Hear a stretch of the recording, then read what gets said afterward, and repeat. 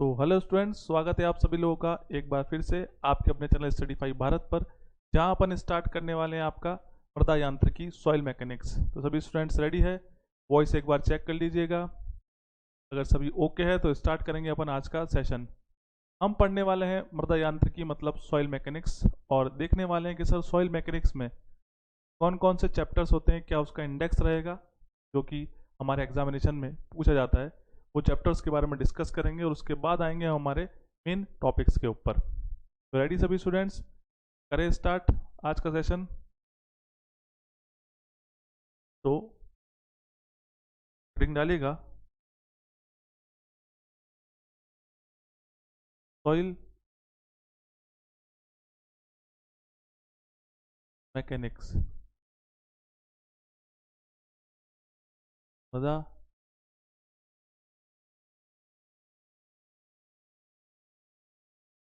यांत्रिकी। Soil mechanics की बात करें, मृदा यांत्रिकी की, तो सबसे पहले हमें क्या पता होना चाहिए कि इस मृदा यांत्रिकी का इंडेक्स क्या है। मतलब हमारे जेईई एग्जामिनेशन के अंदर कौन कौन से चैप्टर हैं जो कि सॉइल मैकेनिक्स से हमें पूछे जाते हैं। तो सबसे पहले तो सर कोई भी सब्जेक्ट स्टार्ट करते तो इंट्रोडक्शन तो अपना फिक्स है, क्योंकि हमें पता होना चाहिए कि सर ये जो सब्जेक्ट है ये क्यों ज़रूरी है, कहाँ पर काम में आता है, और इस सब्जेक्ट का नाम यदि सॉइल मैकेनिक्स है तो सॉइल मैकेनिक्स ही क्यों है ना, क्या इसका पर्पस है। तो अपन स्टार्ट करेंगे सबसे पहले इंडेक्स से।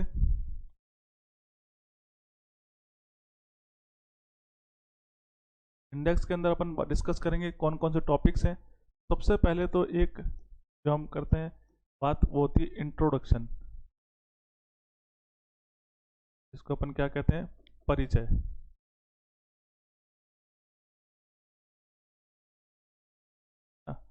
इस सब्जेक्ट के बारे में थोड़ा बेसिक परिचय कि सॉइल क्या है, सॉइल मैकेनिक्स क्या होती है, कौन इसके फाउंडर थे, फादर कौन थे इसके, और कहीं ना कहीं कौन सी इसकी पहली बुक लिखी गई थी, और इसका क्या इंपॉर्टेंस है हमारे civil engineering point of view से, है ना, कहाँ कहाँ पर इसका इस्तेमाल होने वाला है। तो हमने कहा सबसे पहले तो अपन इंट्रोडक्शन की बात करेंगे, उसके बाद आएंगे अपन सबसे पहले चैप्टर पे। सबसे पहला चैप्टर होता है soil formation and it's type, मतलब मृदा का निर्माण एवं उसके प्रकार। तो हेडिंग लिखिएगा, पहला चैप्टर जो है वो कौन सा है? Soil formation and its types, मतलब मृदा का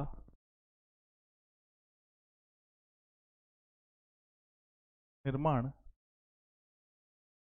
एवं के प्रकार। मृदा का निर्माण एवं उसके प्रकार। नेक्स्ट अगर बात करें सेकंड चैप्टर, ये तो हो गया मृदा का निर्माण किस प्रक्रिया से होता है, मृदा के अध्ययन को क्या कहते हैं, और हमारे अर्थ पे कितने प्रकार की मृदाएं जो हैं वो अवेलेबल है, टाइप ऑफ सॉइल के बारे में डिस्कस करेंगे।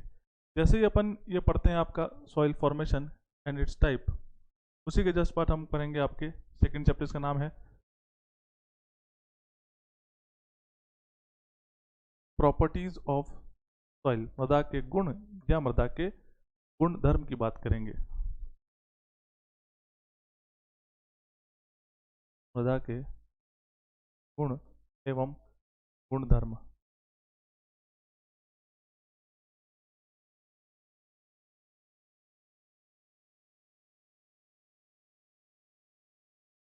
जैसे ही अपन प्रॉपर्टीज की बात करेंगे, मृदा के गुणों की बात करेंगे, और उसके कई सारे बेसिक बेसिक जो बातें हैं वो इस प्रॉपर्टीज ऑफ सॉइल में देखने को मिलेगी। उसके जस्ट बाद अपन आएंगे तीसरे चैप्टर पे, जिसका नाम है क्लासिफिकेशन ऑफ सॉइल, मतलब मृदा का वर्गीकरण। तीसरा चैप्टर जो रहेगा वो क्या रहने वाला है आपका? Classification of soil. Classification of soil इसे कहा जाता है मृदा का वर्गीकरण। वर्गीकरण की बात करेंगे। सर ये मृदा का वर्गीकरण क्या होता है, कितने प्रकार से हम किसी मृदा को वर्गीकृत कर सकते हैं, क्लासिफाई कर सकते हैं, कौन कौन से वर्गीकरण प्रणालियां हैं, ऐसे कौन कौन से क्लासिफिकेशन सिस्टम है जो कि हमारे सॉइल के अंदर लिए गए थे उसको वर्गीकरण करने के लिए। ठीक है, वो उसके बारे में बात करेंगे। जैसे ही आपका वर्गीकरण अपन खत्म करेंगे, उसके तुरंत बाद हम नेक्स्ट चैप्टर पे आएंगे जिसका नाम है आपका soil structure and clay minerals, कि मृदा की जो संरचना है ना, और उसके क्ले के जो मिनरल्स है कि कौन कौन से मिनरल्स पाए जाते हैं और कितने प्रकार के स्ट्रक्चर्स होते हैं सॉइल के अंदर, वो सब अपन देखेंगे इस चैप्टर के अंदर। तो soil structure and clay minerals, soil structure की बात करें तो जिसको बोलते हैं मृदा की संरचना,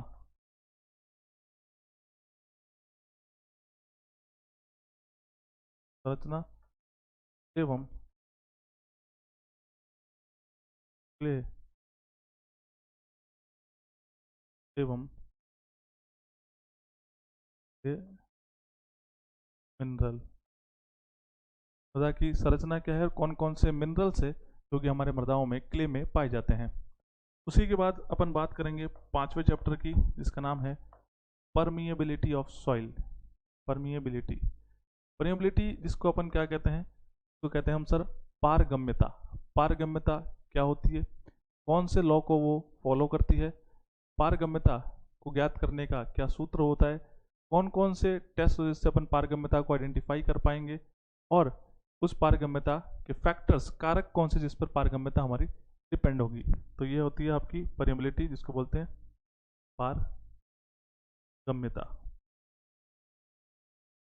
ये हो गए हमारे कुछ शुरुआत के 5 चैप्टर। सबसे पहले अपन परिचय की बात की जाएगी, परिचय के बाद में सॉइल का फॉर्मेशन थोड़ा सा समझ लेते हैं, फिर आते हैं नेक्स्ट स्लाइड पे। सॉइल का फॉर्मेशन मतलब मृदा के निर्माण की प्रक्रिया क्या होती है, मृदा का अध्ययन क्या होता है, और किस प्रकार से मृदा बनती है, कौन कौन सी उसमें साइकिल्स होती है, कौन कौन सी स्टेप्स होती हैं जिसके फॉर्म होती है मृदा आपकी, और कितने टाइप्स की होती है। जैसे अगर आपने सुना हो एलिवियल सॉइल जलोढ़ मृदा होता है, वायुवीय मृदा होता है ना, इसको एओलाइन सॉइल कहते हैं, ग्लेशियल मृदा होता है, हिमनद मृदा इसको कहते हैं, लेकेस्टाइन सॉइल सरोवरीय मृदा, तटीय मृदा, है ना, ये सारी मृदाएं, काली कपासी मृदा, लेटराइट सॉइल, पीट हो गया, एओलाइन क्ले हो गया, चाइना क्ले इसको कहते हैं, वो सारे प्रकार की मृदाएं जो हैं वो अपन कहाँ पढ़ेंगे, इस चैप्टर में पढ़ेंगे, soil formation and it's type.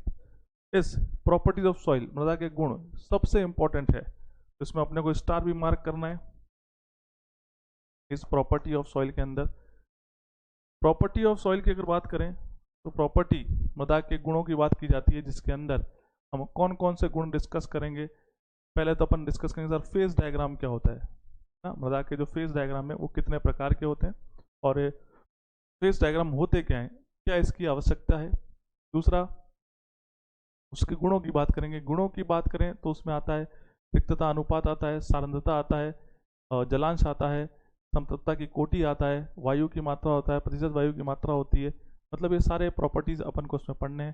साथ ही साथ घनत्व डेंसिटी पढ़नी है आपको, इकाई भार यूनिट वेट आपको पढ़ना है, और फिर अपन आ जाएंगे इसके अंदर लिमिट्स के ऊपर। लिमिट कौन सी सर, इसको अटरबर्ग की लिमिट्स कहते हैं, सीमाएं कहते हैं, और कंसिस्टेंसी लिमिट्स भी कहा जाता है।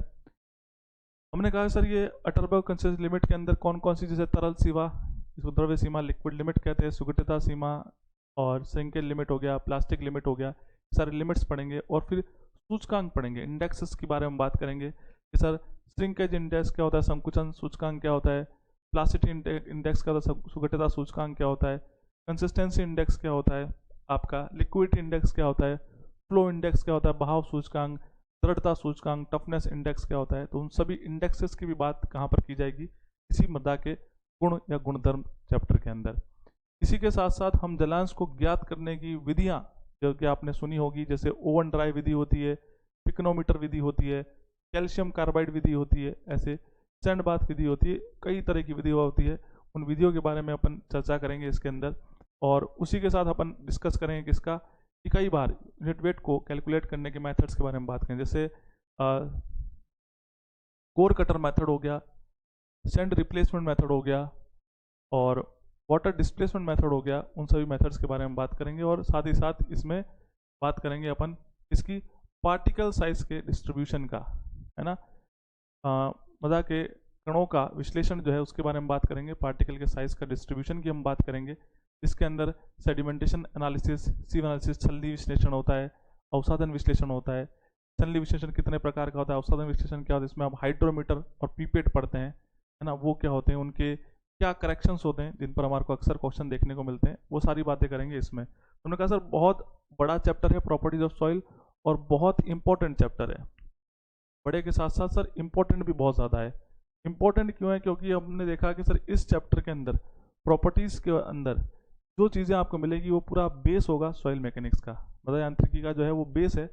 इसमें जितनी भी प्रॉपर्टीज़ हैं वो सभी प्रॉपर्टीज़ आगे आने वाले हर एक चैप्टर में कहीं ना कहीं किसी न किसी रूप में काम आने वाली है। तो उस समय ये नहीं होना चाहिए सर रिक्तता अनुपात क्या था, या सर ये वाटर कंटेंट क्या होता है, प्रतिशत में क्यों लिया गया है, इसकी सीमा इतनी क्यों होती है, degree of saturation submerge soil के सैचुरेटेड सॉइल के लिए एक ही क्यों होता है। तो वो सारी बातें जो हैं वो अपन डिस्कस कर लेंगे। इसलिए तो इसको कह रहे हैं कि सर ये एक तरह से आर्ट है हमारी सॉइल मैकेनिक्स का, जिसका नाम है प्रॉपर्टीज ऑफ सॉइल। और कोई भी एग्जामिनेशन आप देखो, चाहे स्टेट का देखो, चाहे आप सेंट्रल लेवल का एग्जामिनेशन देखो, जेई या एई का, हर एग्जामिनेशन में प्रॉपर्टीज ऑफ सॉइल से क्वेश्चन आना फिक्स है। ये निश्चित है कि सर इस प्रॉपर्टी ऑफ सॉइल से क्वेश्चन हमारे को पूछा ही जाता है ना, राइट। इसलिए ये बहुत ज़्यादा इंपॉर्टेंट हमारे चैप्टर हो जाता है। फिर आता है वर्गीकरण, क्लासिफिकेशन के अंदर हमने कहा कि सर मृदा को किन किन क्लासिफिकेशन सिस्टम के थ्रू वर्गीकृत किया जाता है। जैसे आईएस क्लासिफिकेशन प्रणाली होती है, दूसरा यूनिफाइड सॉइल क्लासिफिकेशन सिस्टम होता है, टेक्सचर होता है, एचआरबी क्लासिफिकेशन सिस्टम होता है, इसको अस्तो क्लासिफिकेशन भी कहते हैं। तो जितने भी वर्गीकरण प्रणाली है वो सारी की सारी अपन कहाँ पढ़ने वाले, इसके अंदर। एक आपने सुना होगा प्लास्टिसिटी चार्ट जिसको कहते हैं, प्लास्टिसिटी चार्ट भी अपन क्या पढ़ेंगे, सब इसी में पढ़ेंगे कि प्लास्टिसिटी चार्ट किन के मध्य बनता है, क्ले और सिल्ट को डिफरेंशिएट करने के लिए होता है, ऊपर क्ले होगी नीचे सिल्ट होगी, कब उसे लो कंप्रेसिबल, मीडियम कंप्रेसिबल या हाई कंप्रेसिबल कहेंगे, वो सारी की सारी बातें वो कहाँ पर अपने को मिलने वाली है, इस मृदा के गुणधर्म चैप्टर के अंदर, प्रॉपर्टीज के आपकी क्लासिफिकेशन के अंदर, नॉट गुणधर्म वर्गीकरण के अंदर मिलेगी। फिर अपन बात करते हैं, तो ये भी थोड़ा सा इंपॉर्टेंट हो जाता है क्योंकि यहाँ पर प्लास्टिसिटी चार्ट से क्वेश्चन आपको अक्सर देखने को मिलता है एग्जाम के अंदर। क्लासीफाई करो कि सर वो क्ले है या सिल्ट है, लो कंप्रेसिबल है, हाई कंप्रेसिबल है या मीडियम है, तो वो सारी चीज़ें इस चैप्टर के अंदर अपनी कवर हो जाएगी। फिर आते हैं सॉइल का स्ट्रक्चर एवं क्ले के मिनरल्स। मृदा की संरचना की बात करी जाए तो संरचना में सर क्या क्या चीज़ें होंगी, संरचना के अंदर हमारी जो चीज़ें होंगी वो होंगी आपके स्ट्रक्चर्स के अंदर। सर सिंगल ग्रेन स्ट्रक्चर किस प्रकार का होता है और किस प्रकार की मृदाओं में सिंगल ग्रेन स्ट्रक्चर आपको देखने को मिलेगा। हनीकॉम्ब स्ट्रक्चर सुना होगा, और अगर ये भी नहीं सुना तो ये जरूर सुने होंगे फ्लोकुलेटेड अथवा डिस्पर्स स्ट्रक्चर। जितने भी स्ट्रक्चर्स हैं मृदा की संरचना है वो सारी की सारी अपन कहाँ पढ़ने वाले हैं, इस चैप्टर के अंदर, सॉइल स्ट्रक्चर के अंदर। फिर क्ले के मिनरल, ये भी इंपॉर्टेंट है, जिसमें एक नाम तो आपने बेशक सुना होगा, इसका नाम है आपका क्या, मोंट मोरेलोनाइट क्ले मिनरल। सुना है क्या है sir, montmorillonite clay mineral. Montmorillonite clay mineral जो है वो सबसे ज़्यादा क्वेश्चन उसी क्ले मिनरल से पूछे जाते हैं क्योंकि वो काली कपासी मृदाओं में पाया जाता है, ये आपने देखा होगा। और इसमें दो तीन तरह के मिनरल होते हैं, जैसे एक होता है मोंट मोरेलाइट, एक होता है एलाइट और एक होता है क्योलिनाइट क्ले मिनरल। इन मिनरल्स के बारे में डिस्कशन जो करेंगे वो इस चैप्टर में करेंगे क्ले के मिनरल्स के अंदर, ठीक है। फिर आता है परमेबिलिटी, ये भी इंपॉर्टेंट चैप्टर है परमेबिलिटी, जिसको बोलते हैं पारगम्यता। क्या कहा जाता है सर, पारगम्यता। पारगम्यता क्या होती है, पारगम्यता किस लॉ पर बेस्ड होती है, आधारित होती है, वो देखेंगे। क्या उसके अजम्पशंस या लिमिटेशंस होते हैं उस लॉ के, क्या फॉर्मूला होता है परमेबिलिटी का, किस फॉर्मूले के द्वारा हम परमेबिलिटी को कैलकुलेट या डिटरमाइन करते हैं। उसके बाद आप अगर बात करें इसके अंदर तो इक्विवेलेंट परमेबिलिटी, स्तरीय मृदाओं की, स्ट्रेटिफाइड सॉइल की इक्विवेलेंट परमेबिलिटी को ज्ञात करने का भी सूत्र होते हैं हॉरिजॉन्टल डायरेक्शन में, वर्टिकल डायरेक्शन में, जो बहुत बार एग्जाम में पूछे जाते हैं। साथ ही साथ इसके अंदर परमेबिलिटी को ज्ञात करने के मेथड्स होते हैं, इसके अंदर आपका लैब मेथड भी होता है, फील्ड भी होता है और इनडायरेक्ट मेथड भी होते हैं। लैब के अंदर अगर आपने सुना हो कांस्टेंट हेड या वेरिएबल या फॉलिंग हेड, वो मेथड आते हैं। फील्ड मेथड के अंदर पंपिंग आउट या पंपिंग इन टेस्ट सुने होंगे, जहाँ पर अपन पढ़ेंगे वेल हाइड्रोलिक्स। इसी के अंदर परमेबिलिटी के साथ अपन पढ़ेंगे वेल हाइड्रोलिक्स भी इसी चैप्टर के अंदर होगा, जिसमें एक्वीफर, एक्वीक्लूड, एक्वीटार्ड एंड एक्वीफ्यूज जो पढ़ते हैं वो सब इसी के अंदर आएगा। फिर इनडायरेक्ट मेथड की बात करेंगे, जैसे नाम सुना होगा एलन हेजन मेथड होता है, कोजनी कर्मन मेथड होता है, कंसोलिडेशन इक्वेशन होती है और लॉर्डेंस की इक्वेशन होती है, ठीक है। तो वो क्या होती हैं वो पढ़ेंगे। उसके बाद में पढ़ेंगे फैक्टर्स अफेक्टिंग परमेबिलिटी, पारगम्यता को प्रभावित करने वाले कारक कौन कौन से फैक्टर होते हैं जिसके ऊपर परमेबिलिटी जो है वो डिपेंडेंट या बेस्ड होती है। तो परमेबिलिटी बहुत ही इंपॉर्टेंट सा टॉपिक है इसमें, है ना। इसमें अक्सर एग्जामिनेशन में क्वेश्चन पूछे जाते हैं परमेबिलिटी से। ये तो हो गया अपना स्लाइड नंबर 1। ये कुछ 5 चैप्टर है इस पहली स्लाइड में। इसी के आगे जैसे अपन निकलते हैं 6 नंबर पे आते हैं, 30 चैप्टर पे आते हैं। तो उसका नाम क्या है? उसका नाम है आपका effective stress. Effective stress and seepage analysis. Seepage analysis, effective stress और सीपेज एनालिसिस की बात करेंगे। इफेक्टिव स्ट्रेस और सीपेज एनालिसिस दो अलग अलग से चैप्टर हैं। ये छोटा सा चैप्टर है। ये चैप्टर जो है बेसिकली न्यूमेरिकल वाला चैप्टर है। इसको बोलते हैं आपका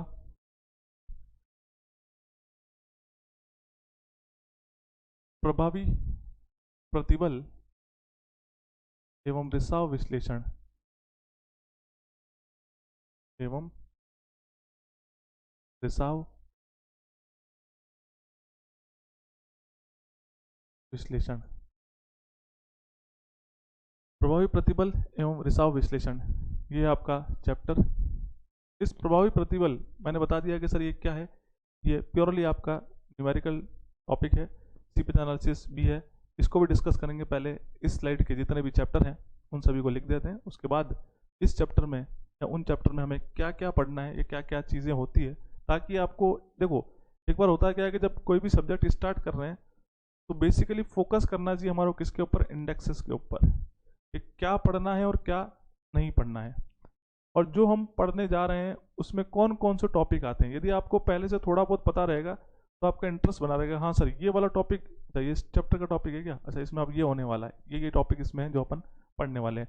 जितना बेहतरीन आप क्या करेंगे, इस सिलेबस को समझेंगे, इस इंडेक्स को समझेंगे, उतना ही इंटरेस्ट और उतना ही अच्छे तरीके से आप इस पूरे सब्जेक्ट को समझ पाएंगे। नहीं तो लिखने में तो अपन एक बार लिख दें 10-12 चैप्टर एक साथ ही और पढ़ाना चालू कर दे, पर आपको पता ही नहीं रहेगा कि सर होने क्या वाला है, कहाँ पढ़ने वाले हैं। वो एलाइट या मॉन्ट मोलाइट कभी तो सुना होगा अपन ने, डिप्लोमा में डिग्री में कहीं तो कुछ सुना होगा, कोई एग्जामिनेशन दिया होगा, हमारे मन में वो घूमता है सर वो भी तो एक टॉपिक था। तो अपने को पहले से क्लियर रहेगा कि अच्छा ये टॉपिक है, ये इस चैप्टर का पार्ट है, इस चैप्टर के अंदर अपन इस टॉपिक को डील करेंगे। तो जितना, यही बात हो रही है कि जितना अगर आप बेहतरीन तरीके से इंडेक्सेस को समझेंगे उतना ही बेहतरीन तरीके से आपके साथ क्या होने वाला है, इस सब्जेक्ट का समझने वाले हो आप, उतनी ही बेहतर तरीके से आप क्या होगा, इस सब्जेक्ट को समझ पाओगे। यहाँ तक बातें आपकी क्लियर हो गई क्या? यहाँ तक बातें सभी की क्लियर हो गई। चलिए फिर, ये तो हो गया छठा चैप्टर। इसको और डिटेल में थोड़ा सा देखेंगे, पर पहले एक बार सभी चैप्टर्स के नाम लिख दें। तो इसमें लिखेंगे अपन अब 7वां चैप्टर, इसका नाम है कॉम्पैक्शन। कॉम्पैक्शन की बात करेंगे। 8वें चैप्टर में हम बात करेंगे कंसोलिडेशन की, बात की जाएगी, है ना। कॉम्पैक्शन और कंसोलिडेशन की बात की जाएगी। कॉम्पैक्शन या कंसोलिडेशन, सर इन दोनों ही प्रक्रियाओं के अंदर मृदा के आयतन में क्या होती है, कमी आती है। वॉल्यूम का जो होता है वो डिक्रीमेंट होता है, डिक्रीज होता है वॉल्यूम। अब तरीके दोनों अलग अलग है। एक में एयर का एक्सपल्जन होता है, आपके मृदा के रिक्ति में मौजूद वायु के निकलने के द्वारा आयतन में कमी होती है, और एक में मृदा के रिक्ति में मौजूद जल के निष्कासन के दौरान आई गई कमी को कंसोलिडेशन कहते हैं। ठीक है, यहाँ पर क्लियर हुआ। तो ये 2 चैप्टर ये हमारे यहाँ पर देखने को मिले। उसके बाद जैसे ही अपन आगे चलेंगे नेक्स्ट टॉपिक पे, तो वो है आपका कौन सा, वर्टिकल स्ट्रेस। पर वर्टिकल स्ट्रेस की बात करें तो वर्टिकल स्ट्रेस हमारे जेई के सिलेबस पे नहीं है। वर्टिकल स्ट्रेस नहीं पूछा जाता है इसमें जेई के अंदर, तो हमें ये पढ़ने की जरूरत नहीं, वर्टिकल स्ट्रेस डिस्ट्रीब्यूशन। फिर अपन आते हैं आपकी शेयर स्ट्रेंथ में, है ना। तो शेयर स्ट्रेंथ ऑफ सॉइल मतलब मृदा की कर्तनी ताकत या कर्तनी बल।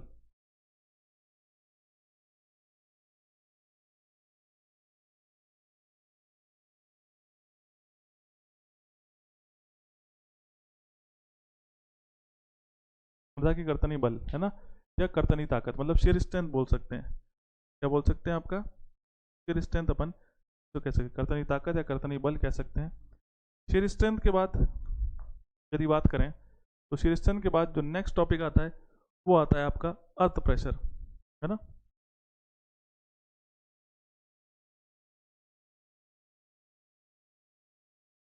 अर्थ प्रेशर नेक्स्ट चैप्टर कौन सा है सर हमारा, अर्थ प्रेशर है, मृदा का दाब।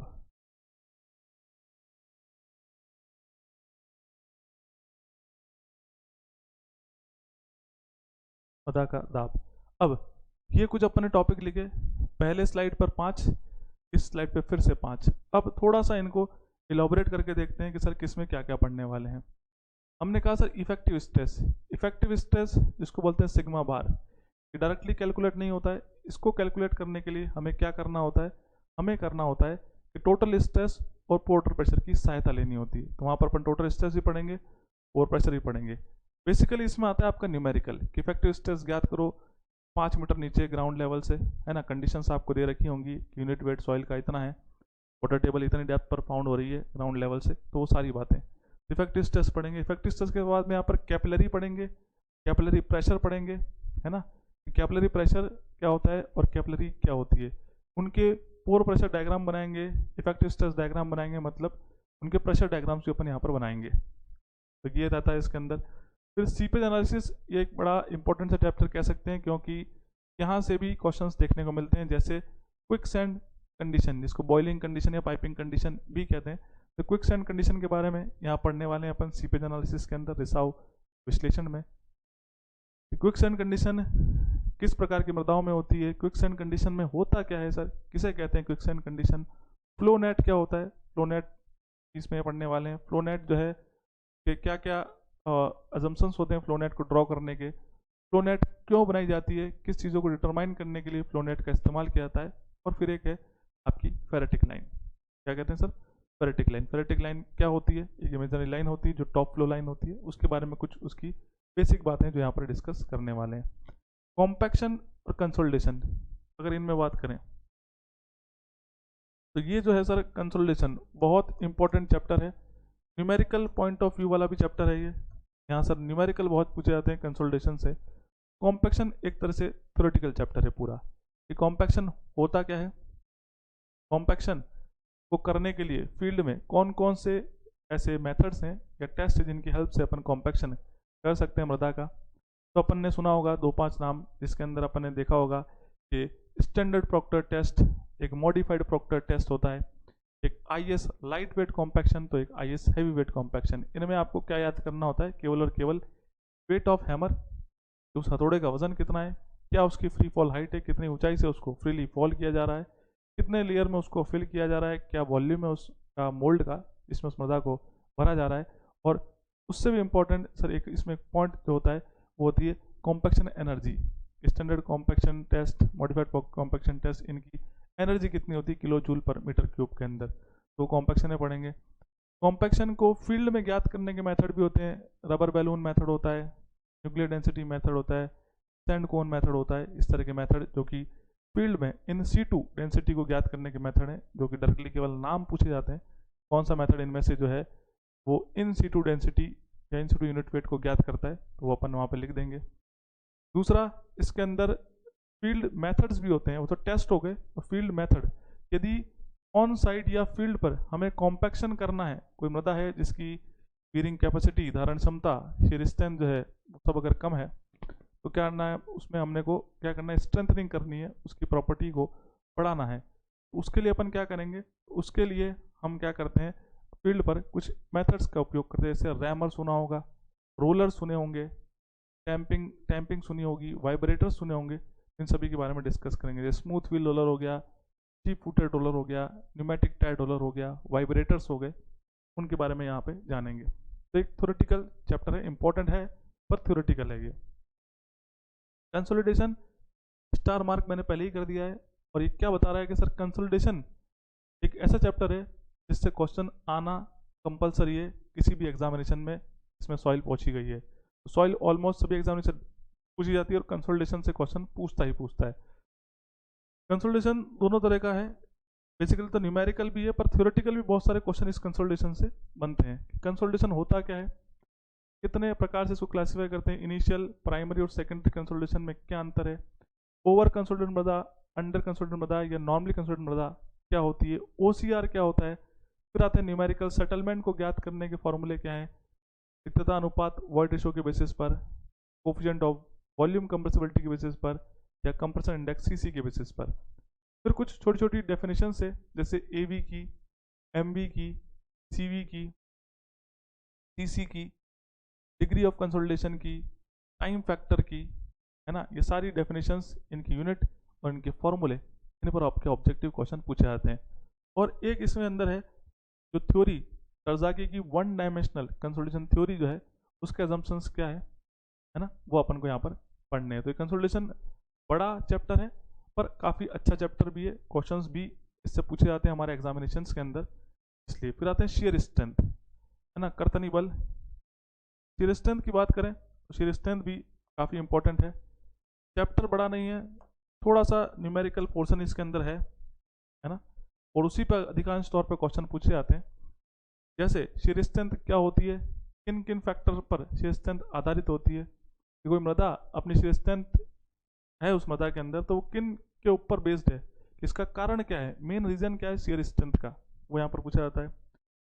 शेयर स्ट्रेंथ की बात करें तो शेयर स्ट्रेंथ को ये फॉर्मूले होते हैं कई सारे, जैसे मेजर प्रिंसिपल स्ट्रेस निकालने का, माइनर प्रिंसिपल स्ट्रेस कैलकुलेट करने का, जिस फेलियर प्लेन से मृदा फेल करेगी उस फेलियर प्लेन का एंगल जिसे बोलते हैं critical angle of failure plane निकालने का फॉर्मूला क्या होता है, साथ ही साथ मैक्सिमम एंगल ऑफ ऑब्लिक्विटी का फॉर्मूला क्या होता है, वो सारी बातें अपन यहाँ पे करेंगे। मोर्स कुलाम्स थ्योरी के बारे में अपन बात करेंगे कि क्या होती है मोर्स कुलाम्स थ्योरी, मोर्स के फेलियर एनवलप्स क्या होते हैं, किस प्रकार के बनते हैं, सैंड के लिए कैसा बनेगा, सिल्ट और क्ले के लिए कैसा बनेगा। फिर एक इम्पॉर्टेंट बात जो थ्योरेटिकल है वो है इसके मेथड्स, शेयर स्ट्रेंथ को डिटरमाइन करने के टेस्ट या मेथड कौन कौन से है। दो चार नाम तो आपने सुने ही होंगे, जैसे डायरेक्ट शेयर टेस्ट होता है, ट्राइक्शियल टेस्ट है, दोनों बहुत ज़्यादा इंपॉर्टेंट है, डायरेक्ट शेयर और ट्राइक्शियल टेस्ट। उसी के साथ अनकन्फाइंड कंप्रेशन टेस्ट भी होता है और वेन शेयर टेस्ट भी होता है। तो इन सभी टेस्ट में किस प्रकार की मृदाओं के लिए होते हैं, क्या इनका डायग्राम होता है, किस तरीके से ये हमारी शेयर स्ट्रेंथ को ज्ञात करते हैं, क्या इनके एडवांटेजेस हैं, क्या इनके डिसएडवांटेजेस हैं, इन सभी के बारे में हम डिस्कस करेंगे। फिर अपन आएंगे शेयर स्ट्रेंथ खत्म, उसके बाद आएंगे अर्थ प्रेशर पे। अर्थ प्रेशर के साथ रिटेनिंग वॉल भी होता है, पर रिटेनिंग वॉल जो है तो हमारे सिलेबस में है नहीं, हमारे सिलेबस में तो केवल क्या है सर, अर्थ प्रेशर है। अर्थ प्रेशर जो है मृदा का जो दाब होता है उसे अर्थ प्रेशर कहा जाता है। अर्थ प्रेशर में active earth pressure, passive earth pressure, rest condition में अर्थ प्रेशर क्या होता है, इनके कोफिशिएंट्स गुणांक के जो फॉर्मूले होते हैं, अर्थ प्रेशर रेस्ट कंडीशन का जो कोफिशिएंट है, passive earth pressure coefficient, active earth pressure coefficient, इनके क्या फॉर्मूले होते हैं और इनके बीच क्या रिलेशंस होते हैं और इन पर न्यूमेरिकल्स भी पूछे जाते हैं, तो वो भी अपन यहाँ पर देखेंगे। अर्थ प्रेशर में अपन पढ़ेंगे अर्थ प्रेशर की थ्योरीज भी पढ़ लेंगे, दो थ्योरीज होती हैं, रेनकाइन और कुलाम की थ्योरी। रेनकाइन और कुलाम की थ्योरी में क्या पूछा जाता है, उनके अंदर पूछा जाता है उनके अजम्पशंस। भाई कोई भी थ्योरी जब अपन डिज़ाइन करते हैं तो क्या करते हैं, अजम्पशंस उन पर ध्यान रखते हैं कि सर कौन कौन से अजम्पशंस होते हैं जिनको मान के हम थ्योरी को क्या कर रहे हैं, डिराइव कर रहे हैं। हम मतलब जो भी साइंटिस्ट जो है जिन्होंने थ्योरी दी थी उन्होंने सभी थ्योरीज के लिए कुछ ना कुछ अजम्पशंस माने गए थे, क्योंकि बिना अजम्पशंस के थ्योरी प्रूफ ही नहीं होती है, ठीक है, तो थ्योरी का प्रूफ मिलेगा ही नहीं, तो अजम्पशंस अपन मान के चलते हैं। तो यहाँ पर अजम्पशंस से क्वेश्चन आते हैं अर्थ प्रेशर थ्योरीज के, ठीक है। तो ये हो गया अर्थ प्रेशर थ्योरी के बाद में अपन आते हैं नेक्स्ट, इसका नाम है bearing capacity and cell foundation.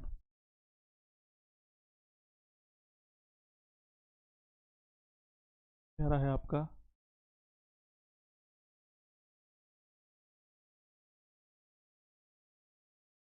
Bearing capacity and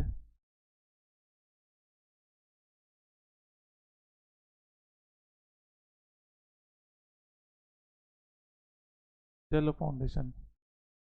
bearing capacity की बात करें तो बियरिंग कैपेसिटी क्या होती है, धारण क्षमता, धारण क्षमता एवं उथली नींव,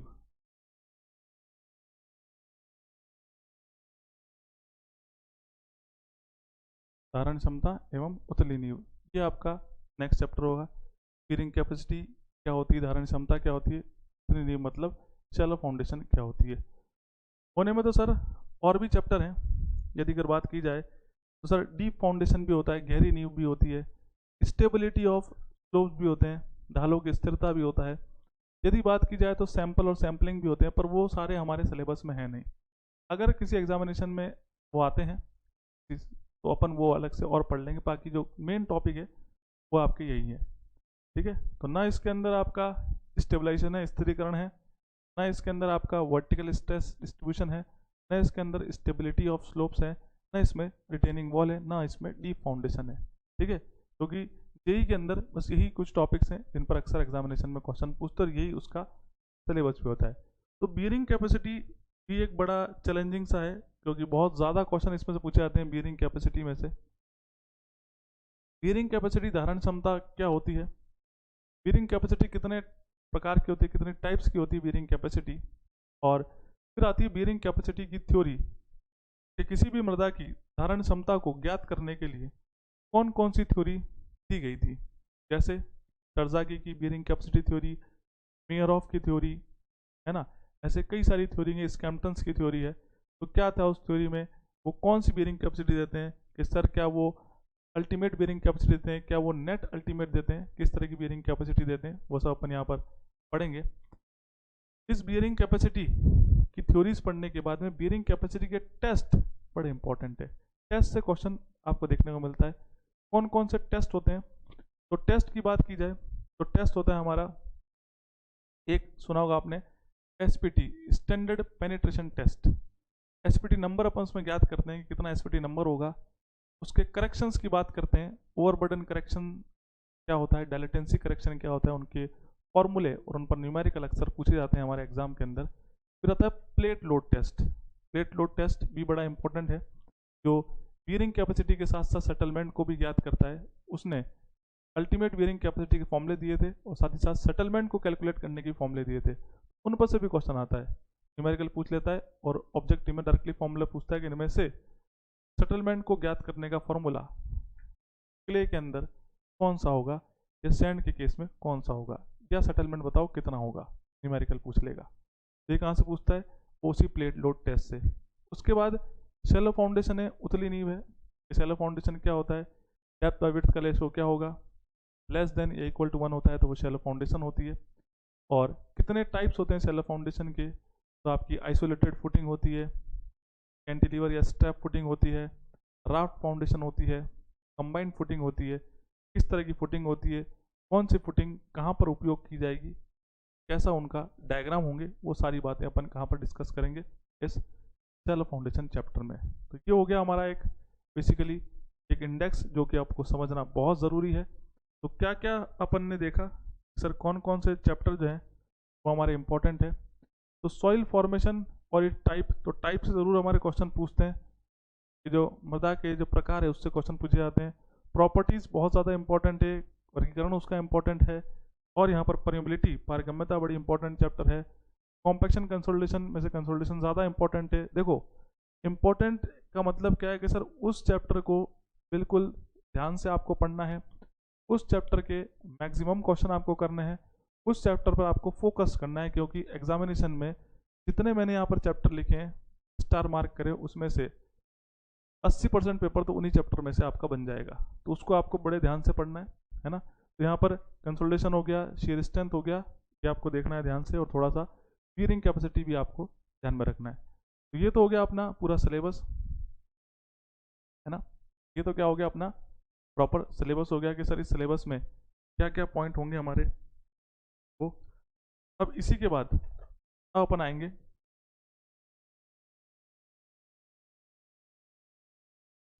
परिचय के ऊपर, जिसको बोलते हैं इंट्रोडक्शन। क्या बोलते हैं, इंट्रोडक्शन। यहाँ पर हेडिंग डालो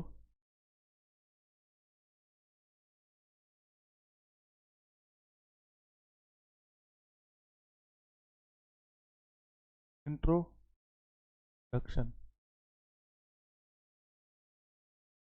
जिसको बोलते हैं परिचय।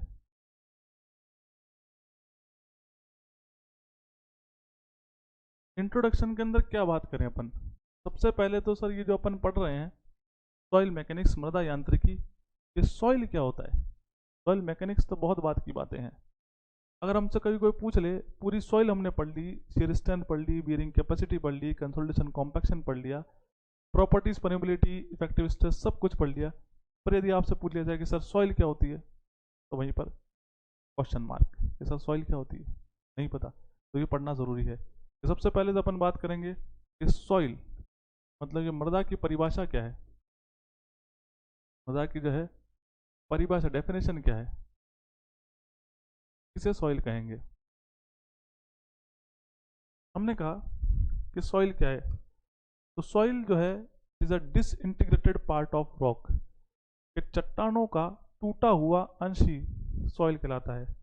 सर जो चट्टान होती है, बड़े बड़े पहाड़, जो चट्टान होती है उससे जो निकलते हैं टूटे हुए टुकड़े, वही क्या कहलाते हैं, सॉइल कहलाते हैं। तो अपन ने क्या कहा कि यह चट्टानों का या रॉक का टूटा हुआ अंश ही होता है। तो यह चट्टानों को बोलते हैं रॉक का टूटा हुआ अंश ही मृदा कहलाता है।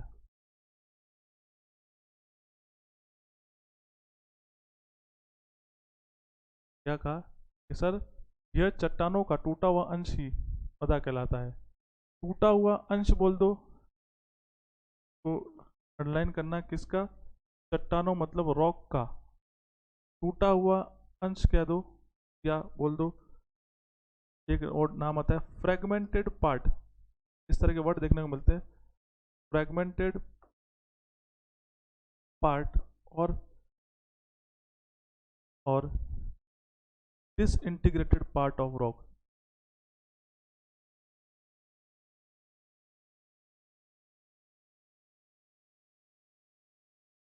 तो रॉक का ही फ्रेगमेंटेड पार्ट या डिसइंटीग्रेटेड पार्ट या टूटा हुआ अंश ही क्या कहलाता है, मृदा कहलाता है। ये हो गया इसकी डेफिनेशन, बेसिक सी डेफिनेशन है, और एग्जाम में पूछती भी है कि रॉक क्या है या सॉइल का है। सॉइल जो है फ्रेगमेंटेड पार्ट होता है या डिसइंटीग्रेटेड पार्ट होता है रॉक का ही टूटा हुआ अंश ही मृदा कहलाता है।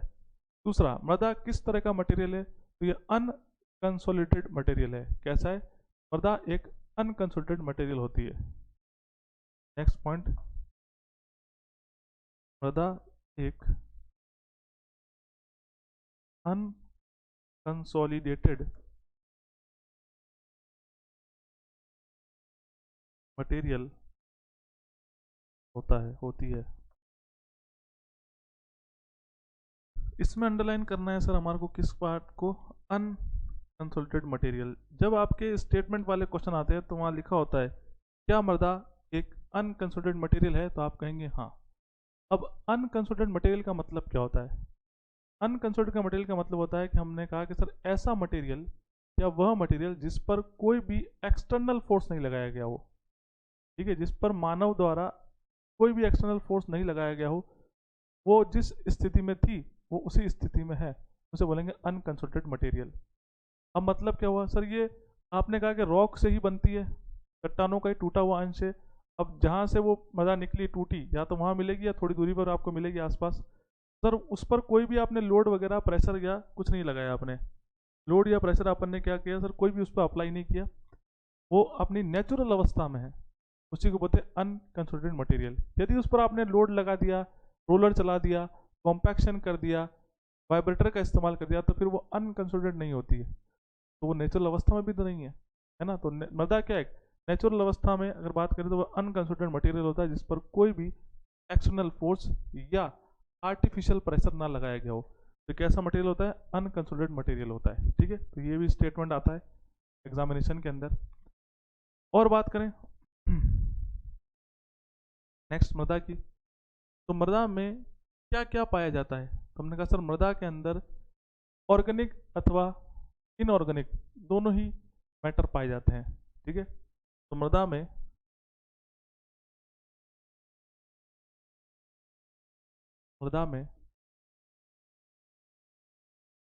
ऑर्गेनिक मतलब कार्बनिक, कार्बनिक अथवा इनऑर्गेनिक,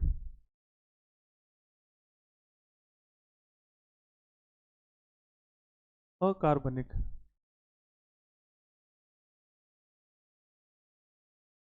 अकार्बनिक, दोनों प्रकार के मटेरियल पाए जाते हैं। कौन से सर? कार्बनिक भी और अकार्बनिक भी, ऑर्गेनिक और इनऑर्गेनिक। ये भी क्वेश्चन पूछा गया है कि soil consist of both organic as well as inorganic material.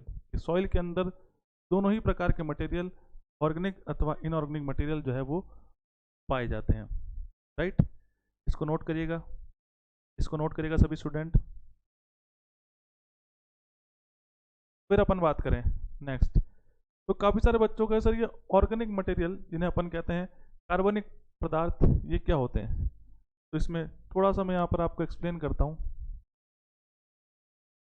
Organic material क्या होते हैं?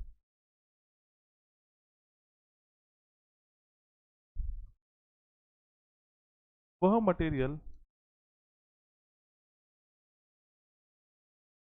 जो बायोडिग्रेडेबल है,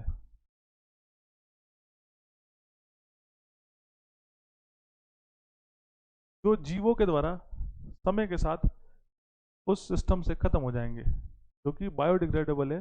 दूसरा, जो कि समय के साथ सिस्टम से हट जाते हैं, हट या खत्म हो जाते हैं, हट या खत्म हो जाते हैं, इसे बोलते हैं डिकम्पोज्ड।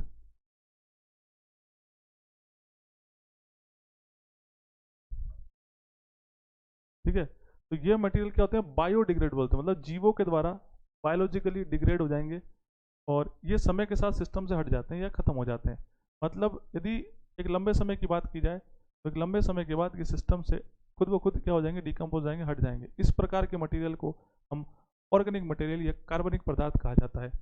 अब सर ऐसे कौन से मटेरियल है जो बायोडिग्रेडेबल हो, या ऐसे कौन से मटेरियल जो समय के साथ सिस्टम से ही हट जाए? तो उसका एग्जाम्पल की बात करते हैं। एग्जाम्पल की बात करें तो वो होता है हमारा वुड, लकड़ी।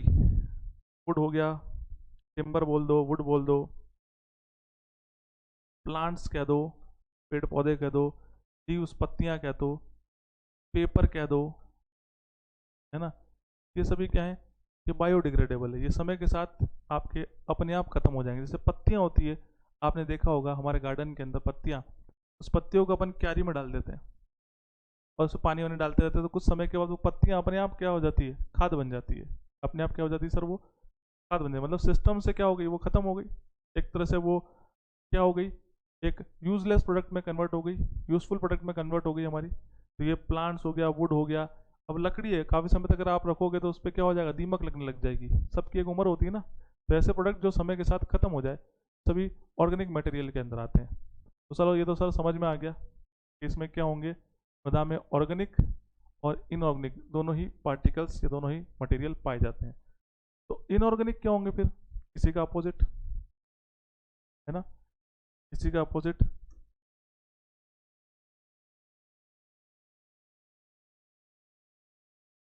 ऑर्गेनिक मटेरियल, अकार्बनिक पदार्थ। तो वह मटेरियल जो बायोडिग्रेडेबल ना हो,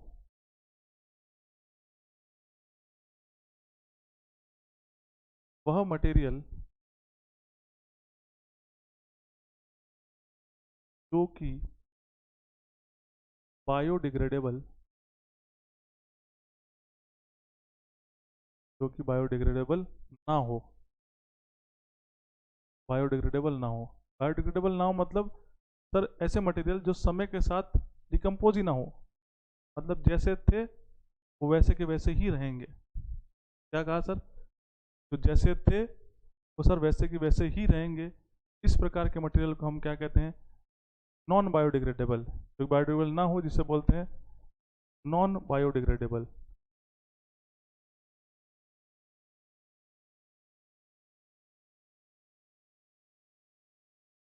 तो यहाँ पर सेकंड पॉइंट क्या लिखेंगे कि जो कि समय के साथ सिस्टम से नहीं हटेंगे, जो कि समय के साथ भी सिस्टम से ख़त्म नहीं होंगे, जो कि सिस्टम में मौजूद रहेंगे, उन सभी मटेरियल्स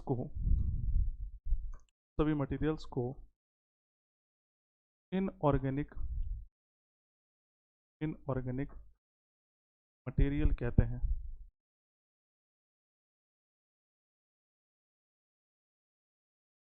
कि सर ऐसे मटेरियल्स जो कि समय के साथ भी सिस्टम में ही रहेंगे, मतलब जैसे थे वो वैसे के वैसे ही फाउंड होंगे, उन सभी मटेरियल्स को अपन क्या कहते हैं? इनऑर्गेनिक मटेरियल कहते हैं। सर ऐसे मटेरियल कौन से होंगे जो समय के साथ भी चेंज ना हो? जैसे एक एग्जांपल बताता हूँ। आपने अपने रूम के अंदर जहाँ भी आप रह रहे हैं, एक कप के अंदर या एक ग्लास के एक बीकर के अंदर आपने मिट्टी को भर के रख दिया। मिट्टी को भर के रख दिया, आप 10 दिन बाद आओ, क्या देखोगे सर? जो मिट्टी थी वो वैसी की वैसी है। अब 1 साल बाद आओ, जो मिट्टी थी वो वैसी की वैसी है। आप 10 साल बाद आओ तो मिट्टी थी वैसी की वैसी रहेगी। मतलब मिट्टी अपना फॉर्म चेंज नहीं कर रही, वो जिस फॉर्म में थी वो उसी फॉर्म में पाई जा रही है। पर यदि इसी के विपरीत आप क्या रख दो? एक लकड़ी का पीस रख दो, आप फूड पार्टिकल रख दो, है ना, रोटी रख दो, और आप देखो क्या होगा? 10 दिन बाद ही उस रोटी में क्या हो जाएगा? आपकी फंगस लग जाएगी। रोटी जो है वो धीरे धीरे सड़ने लगेगी और सिस्टम से ख़त्म हो जाएगी, है ना, अपना फॉर्म जो है वो चेंज कर लेगी। ऐसा जबकि इनके साथ नहीं होता, इनऑर्गेनिक मटेरियल के साथ ऐसा बिल्कुल नहीं होता। जैसे एग्जांपल हो गया सैंड, सिल्ट हुआ, क्ले हुआ, ग्लास हुआ, ऐसे कई सारे प्रोडक्ट हैं जो कि क्या है? इनऑर्गेनिक के, जो समय के साथ सिस्टम में बने रहेंगे, वो डिकम्पोज नहीं होंगे, नॉन बायोडिग्रेडेबल होंगे, वो इनऑर्गेनिक मटेरियल की कैटेगरी में आते हैं। तो सर मृदा में यही होता है, ऑर्गेनिक भी होगा इनऑर्गेनिक भी होगा। उसमें आपके क्या होंगे?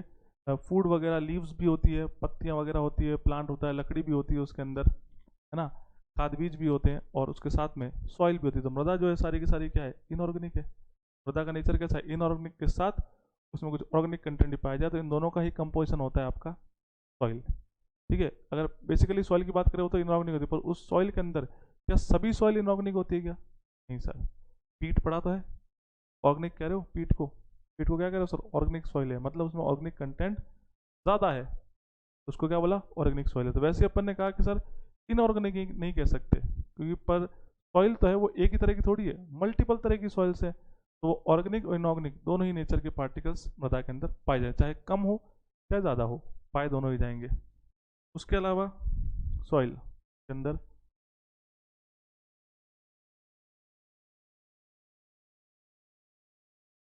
मृदा में मिनरल्स भी पाए जाते हैं।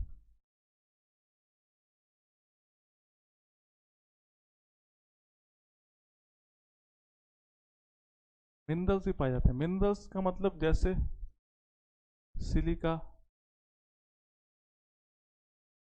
आयरन, है ना, भाई सैंड जो है वो तो खुद एक सिलिका, सिलिका क्या है सर? एक मिनरल है। आयरन, आयरन ऑक्साइड पाया जाता है लेटराइट सॉइल, लाल मिट्टी के अंदर। लेटराइट सॉइल सुना होगा, लाल मिट्टी। लाल मिट्टी में लाल कलर का कारण क्या है सर? आयरन के ऑक्साइड से। तो आयरन हो गया, सिलिका हो गया, ये सब क्या है? ये मिनरल्स हैं, जो कि हमारे किस में पाए जाते हैं? हमारी सॉइल में फाउंड होते हैं, जो कि हमारी सॉइल में फाउंड होते हैं, राइट। तो ये तो हो गई हमारी डेफिनेशन किसकी? सॉइल की। अब पूरा इतनी सारी बातें हमने करी सॉइल के बारे में, तो आई थिंक अब सॉइल तो पूरी क्लियर होगी कि सॉइल का मीनिंग क्या होता है, सॉइल किसे कहते हैं, सॉइल में कौन कौन से पार्टिकल पाए जाते हैं, है ना। ये सारी बातें अपन ने यहाँ पर कर दी। तो यहाँ पर सॉइल तो अपन को समझ में आई। अब अपन आते हैं उस हेडिंग पे, मृदा यांत्रिकी। मृदा तो समझ में आ गई, पर मृदा यांत्रिकी क्या है, सॉइल मैकेनिक्स क्या है, ये बताइएगा। तो अब हेडिंग डालिएगा नेक्स्ट। इसमें अपन बात करेंगे नेक्स्ट टॉपिक की, नेक्स्ट परिभाषा की, जो है कि है सॉइल मैकेनिक्स।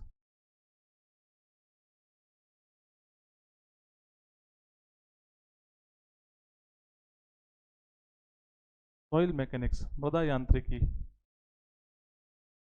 सर ये मृदा यांत्रिकी क्या है, क्या इसका यूज है, क्यों हम पढ़ते हैं?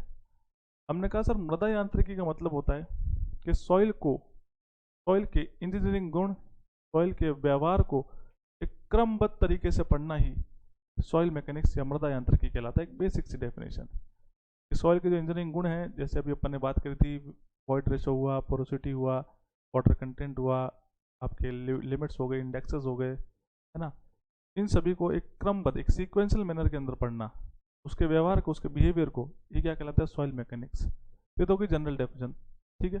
थोड़ा सा अपन आगे और बढ़े कि सर और थोड़ी बड़ी तरीके से समझ में आए तो क्या कहते हैं कि सर सॉइल की क्लासिफिकेशन, सॉइल का क्लासिफिकेशन मतलब वर्गीकरण, सॉइल की प्रॉपर्टीज, सॉइल का बिहेवियर को चेक करना है, स्टडी करना है लोडेड और अनलोडेड अवस्था में। लोडेड अथवा अनलोडेड अवस्था में, सर ये क्या हुआ?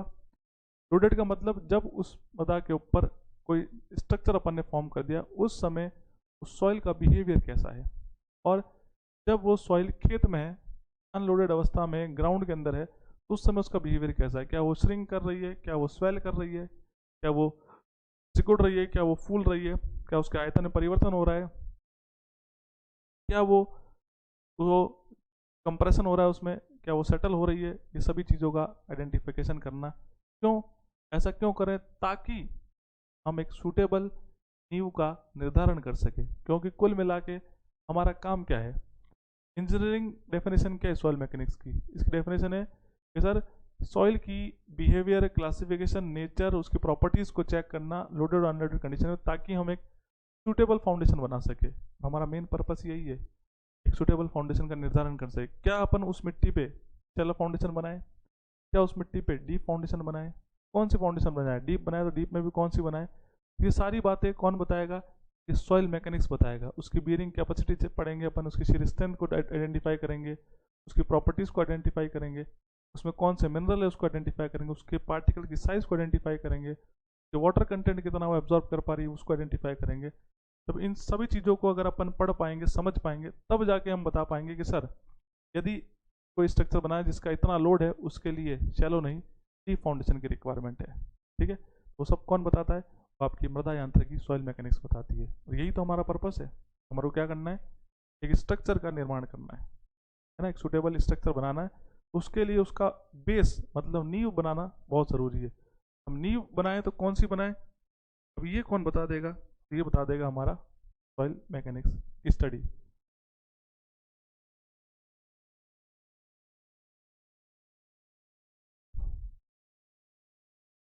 ठीक हो,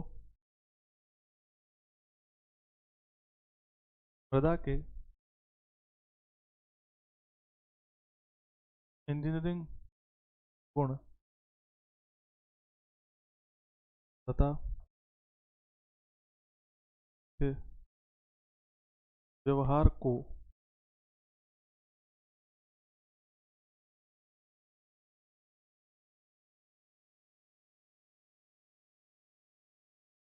क्रमबद्ध तरीके से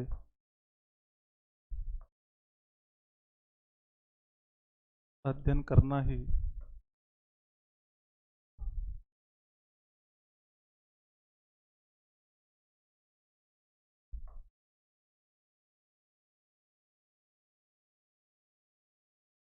मृदा यांत्रिकी कहलाता है। तो क्या कहा कि सर मृदा के इंजीनियरिंग गुण, उसकी इंजीनियरिंग प्रॉपर्टीज और उसके बिहेवियर को एक क्रमबद्ध, एक सीक्वेंशियल मैनर के अंदर अध्ययन करना ही सॉइल मैकेनिक्स कहलाता है। ये तो हो गई एक बेसिक डेफिनेशन। तो क्या चीज़ें कहा कि उसके इंजीनियरिंग गुण, इंजीनियरिंग प्रॉपर्टीज़ और उसके बिहेवियर को स्टडी करना ही मृदा यांत्रिकी या सॉइल मैकेनिक्स कहलाता है। पर इसी को थोड़ा और बेहतर तरीके से समझना है और थोड़ा डेप्थ में हमें देखना है कि सॉइल मैकेनिक्स क्या है, तो उसके लिए नेक्स्ट डेफिनेशन जो है मैं आपके सामने लिखने वाला हूँ। ठीक है, नेक्स्ट डेफिनेशन जो है अपन आपके सामने लिखने वाले हैं। तो इसमें देखिएगा, इसमें लिखिए कि यह यह एक सिविल इंजीनियरिंग की ब्रांच है। सिविल इंजीनियरिंग ही एक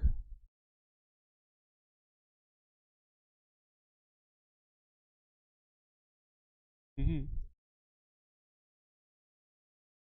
ब्रांच है।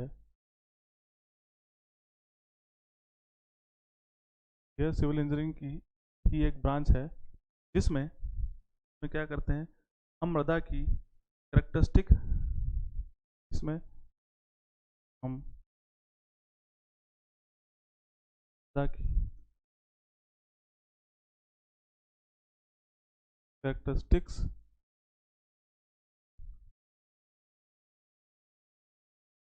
क्लासिफिकेशन,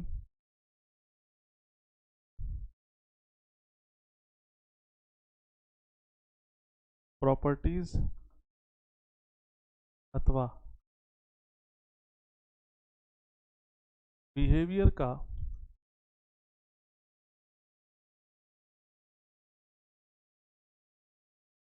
अध्ययन करते हैं। लोडेड अथवा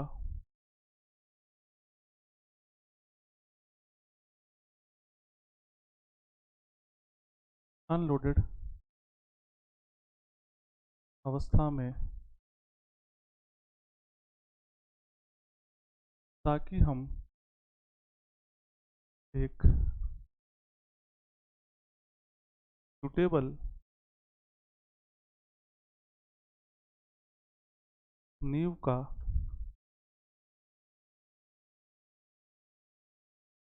निर्धारण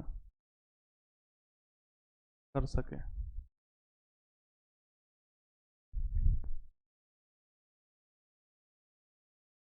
इसे ही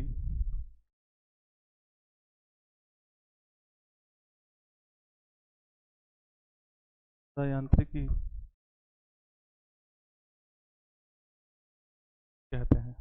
ठीक है, तो एक ब्रॉडली डेफिनेशन मैंने आप लोगों के सामने लिखी। तो क्या है, ये एक सिविल इंजीनियरिंग की ही ब्रांच है जिसमें हम मृदा की कैरेक्टरिस्टिक्स, मृदा की क्लासिफिकेशन, मृदा की प्रॉपर्टीज तथा उसके बिहेवियर का अध्ययन करते हैं लोडेड एवं अनलोडेड कंडीशन में, ताकि हम एक सूटेबल नींव का निर्धारण कर सके। इसे ही मृदा यांत्रिकी कहते हैं। इसे ही क्या कहा जाता है, मृदा यांत्रिकी कहा जाता है। ठीक है, तो ये एक हो गई आपकी ब्रॉड डेफिनेशन के, एक जनरल आम तौर पर क्या उसका क्लासिफिकेशन होगा। तो एक तो ये सिविल इंजीनियरिंग की ब्रांच होती है, बिल्कुल सॉइल मैकेनिक्स में आपकी एमटेक पीएचडी होती है आपकी, है ना, एमटेक होती है सॉइल मैकेनिक्स के अंदर। इसमें उसके कैरेक्टरिस्टिक्स की बात करेंगे, उसके क्लासिफिकेशन की बात करेंगे, कि प्रॉपर्टीज गुणों की बात करेंगे, उसके व्यवहार बिहेवियर की बात करेंगे, कौन से कंडीशंस में लोडेड और अनलोडेड अवस्था में। लोडेड मतलब जब स्ट्रक्चर बना दिया तब कैसा बिहेव करेगी, और जब अनलोडिंग अवस्था है तो उस समय भी कैसा बिहेव कर रही है, ताकि हम एक नींव का निर्धारण कर सके। किस प्रकार की नींव हमें वहाँ पर बनानी है वो कौन बताएगा, वो मृदा यांत्रिकी का अध्ययन ही अपन को बताता है कि किस प्रकार की नींव हमें वहाँ पर बनानी है। राइट, यहाँ तक भी बात क्लियर हो गई आप सभी की। चलिए, तो अभी अपन ने क्या पढ़ा, दो बातें। एक तो पढ़ी अपन ने सॉइल मैकेनिक्स क्या होती है, दूसरा सॉइल क्या होती है। अब तीसरा कि सर कई सारे सिलेबस जब देखोगे या कई सारी बुक्स पे जियो टेक्निकल इंजीनियरिंग भी लिखा हुआ है। क्या लिखा है भाई, कई सारी बुक्स पे सर ये लिखा हुआ है एक वर्ड जियो टेक्निकल इंजीनियरिंग भी लिखा हुआ है। जियो टेक्निकल इंजीनियरिंग सर, हाँ, इसको तो सॉइल मैकेनिक्स ही कहते हैं। हमारे जो इंजीनियरिंग के अंदर क्या लिखा होता है, जियो टेक्निकल इंजीनियरिंग। सर जियो टेक्निकल इंजीनियरिंग भी तो सॉइल मैकेनिक्स ही हुआ, ये अलग थोड़ी है। बात तो सही है।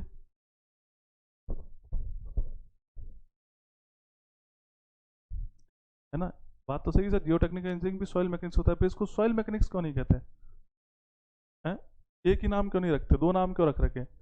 सर कुछ तो होगा इसमें ऐसा, इसका नाम आपने चेंज कर दिया।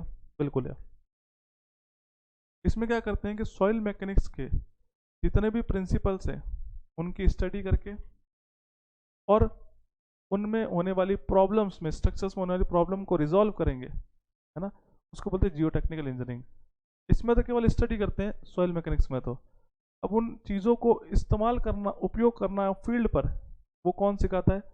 वो जियो टेक्निकल इंजीनियरिंग बताता है। ठीक है, यह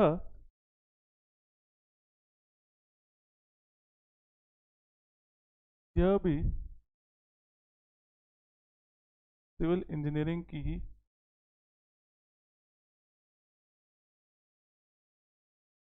एक ब्रांच है।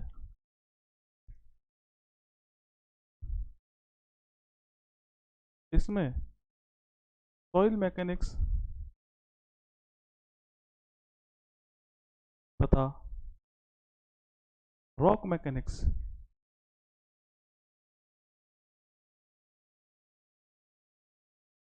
सॉइल मैकेनिक्स तो पढ़ लिया, रॉक मैकेनिक्स, रॉक मैकेनिक्स मतलब जिसको बोलते हैं जियोलॉजी। रॉक मैकेनिक्स का मतलब होता है जियोलॉजी, ये हमारा सब्जेक्ट भी रहता है, ऑप्शनल सब्जेक्ट होता है जियोलॉजी। तो जियोलॉजी के अंदर क्या करते हैं कि अर्थ के नीचे के फीचर्स देखते हैं, below the earth surface, ground level के नीचे के फीचर्स देखते हैं कि फॉल्ट हुआ, फीचर हुआ, क्रैक्स हुआ, किस तरह के उसके अंदर लेयर से, किस तरह की सॉइल से, मतलब उसके अर्थ के नीचे के रॉक के फीचर्स को आइडेंटिफाई करते हैं। इसमें सॉइल मैकेनिक्स और रॉक मैकेनिक्स जो प्रिंसिपल्स होते हैं उनका यूज़ करते हैं और उन प्रॉब्लम्स का सोल्यूशन करते हैं।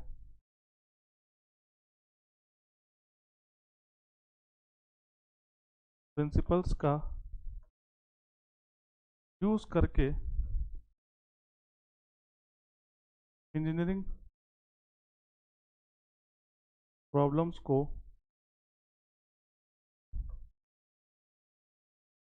रिजॉल्व करते हैं। मतलब बोल सकते हैं सॉइल मैकेनिक्स और रॉक मैकेनिक्स के प्रिंसिपल की हेल्प से हम उन इंजीनियरिंग प्रॉब्लम्स को रिजॉल्व कर सकते हैं जो कि सॉइल से रिलेटेड है, कि किसी की बियरिंग कैपेसिटी कम है, किसी की शीयर स्ट्रेंथ कम है, तो किस तरह की प्रिकॉशंस, किस तरह के टेस्ट, किस तरह के हमारे को चीज़ें उसमें ऐड करनी है, हाँ, या प्रिवेंशंस करने हैं, जिससे हम उसकी स्ट्रेंथ या बियरिंग कैपेसिटी को क्या कर सकें, एनहांस कर सकें। तो जियो टेक्निकल उसमें केवल इतना डिफरेंस है, उसमें केवल पढ़ते हैं और इसमें उन चीज़ों का एप्लीकेशन आता है। ठीक है, उसमें केवल अध्ययन होता है और इसमें क्या होता है, उन चीज़ों का एप्लीकेशन होता है। यहाँ तक बात है क्लियर हुई? उनका क्या होता है यहाँ पर, एप्लीकेशन होता है। ये भी हो गया। तो सॉइल क्या होती है, सॉइल मैकेनिक्स क्या होती है, जियो टेक्निकल इंजीनियरिंग क्या होती है। अब थोड़ा सा आगे बढ़े तो हमने कहा कि सर एक बात ये बताइएगा, क्या चीज़, कि इतना सब कुछ पढ़ लिया, सर सॉइल मैकेनिक्स के जनक, फादर कौन थे, इन्होंने ये टर्म या ये चीज़ों को इन्वेंट किया था या स्टडी किया था? तो कहते हैं scientific study of soil mechanics was first it started by. ठीक है, तो मृदा यांत्रिकी की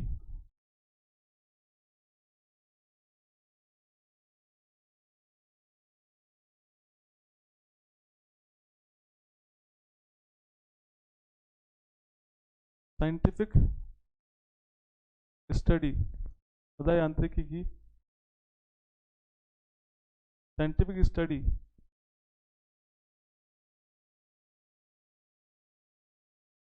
को, साइंटिफिक स्टडी का सबसे पहले अध्ययन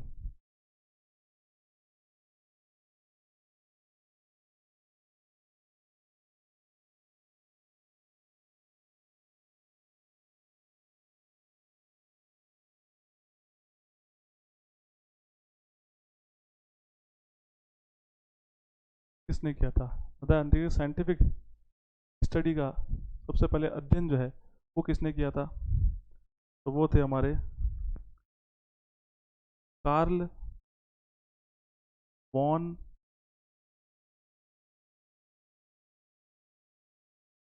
टर्जागीज। कौन थे? Karl von Terzaghi. और इन्हें ही क्या कहा जाता है? फादर ऑफ सॉइल मैकेनिक्स, है ना, मृदा यांत्रिकी का जनक कहा जाता है। अगर बोलते हैं कि मृदा, और बोलते हैं कि मृदा यांत्रिकी का जनक किसे कहते हैं? तो उसमें भी आपका नाम आएगा किसका? Karl von Terzaghi's. Terzaghi's theory तो अपन ने पढ़ी होगी, Terzaghi one dimensional theory, Terzaghi's की बियरिंग कैपेसिटी थ्योरी, है ना। तो वो टर्जागी जो थे वो साइंटिस्ट, उन्हीं का पूरा नाम है कार्ल वॉन टर्जागी। इस पर दो तरह की बातें आती है। जनक पूछे, इसको बोलते हैं father, father of soil mechanics. क्या पूछेगा सर? साइंटिफिक स्टडी, सबसे पहले साइंटिफिक स्टडी किन्होंने की थी? तो वो भी आपके कार्ल वॉन टर्जागी ही हैं। या जनक बोले तो भी आपके कार्ल वॉन टर्जागी हैं। यहाँ तक बातें क्लियर हो गई? ठीक है। अब दूसरी जनरल बातें, क्योंकि इंट्रोडक्शन चल रहा है, दूसरी जनरल बातें क्या है कि सर कि पहली बुक जो थी सॉइल मैकेनिक्स पर बेस्ड, वो पहली बुक कौन सी थी? मृदा यांत्रिकी की पहली पुस्तक, पहली पुस्तक या पहली बुक जो थी वो कौन सी थी? उसका नाम पूछ लेते हैं, और नहीं भी पूछा तो पता होना चाहिए। अर्डबाउ मैकेनिक, अर्डबाउ मैकेनिक। कौन से सन के अंदर? 1925 के अंदर, 1925। किस साल इस बुक को पब्लिश किया था? 1925 के अंदर। पहली पुस्तक जो थी मृदा यांत्रिकी वो कौन सी थी? अर्डबाउ मैकेनिक्स। और किन के द्वारा लिखी गई थी? यही है उसके लेखक थे, राइटर थे। जो राइटर थे वो कौन थे? हमारे कार्ल वॉन टर्जागी। क्योंकि सबसे पहले स्टडी भी इन्होंने की थी, फादर यही थे, तो बुक कौन लिखेगा? ऑब्वियस बात है सर, जिसने स्टडी की है, जो फादर है, वही तो उस बुक को लिखेगा। वही तो क्या करेगा सर? उस बुक को लिखेगा। इसमें तो कोई डाउट वाली बात ही नहीं है। क्यों? ये भी हो गया हमारा। नेक्स्ट,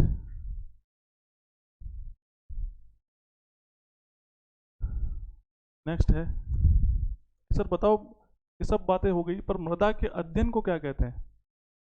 मृदा के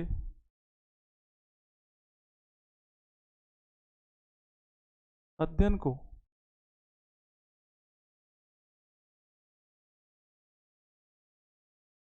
क्या कहते हैं? मृदा के अध्ययन को क्या कहते हैं?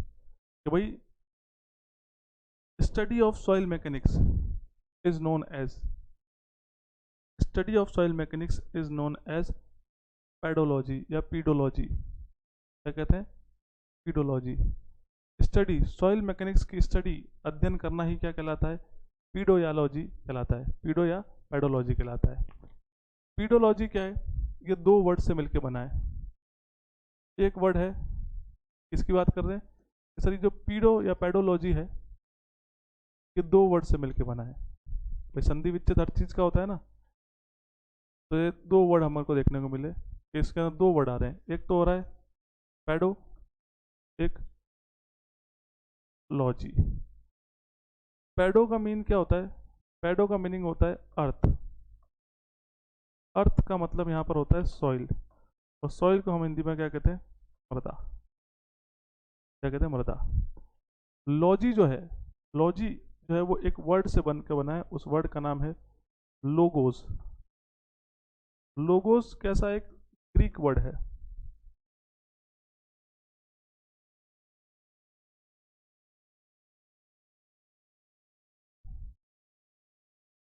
ग्रीक वर्ड है, ग्रीक वर्ड है आपका लोगोस। लोगोस का मीनिंग होता है आपका स्टडी, और स्टडी को अपन क्या कहते हैं? अध्ययन। ठीक है। तो अधिकांश जो हमारे वर्ड बने हैं इंग्लिश के वो सब ग्रीक या ब्रिटिश वर्ड से बने या उन लैंग्वेज से बने हैं। तो लोगोस का मतलब होता है लॉजी, लोगोस का मतलब होता है स्टडी, स्टडी का मतलब अध्ययन। तो हमने कहा कि सर इनको जोड़ा जाए, इनको जब जोड़ा जाए तो क्या देखने को मिल रहा है, देखो इनको जोड़ा जाए तो क्या देखने को मिल रहा है, इनको देखने को मिल रहा है कि सर सॉइल का स्टडी, मृदा का अध्ययन ही क्या कहलाता है, पेडोलॉजी कहलाता है। तो जहाँ पर भी आप वर्ड देखोगे लॉजी लॉजी, वो सब क्या है, मीनिंग क्या है, स्टडी है। जैसे एग्जाम्पल की मैं बात करूँ, जैसे एग्जाम्पल की मैं बात करूँ, जियोलॉजी, लिम्रोलॉजी, रिहोलॉजी, बायोलॉजी। तो जहाँ पर भी सभी के अंदर देखो क्या आ रहा है, ये वर्ड आ रहा है लॉजी, इसमें भी आ रहा है लॉजी, लिम्रोलॉजी, रिहोलॉजी में भी लॉजी, बायोलॉजी में लॉजी। और लॉजी का मतलब क्या होता है, स्टडी।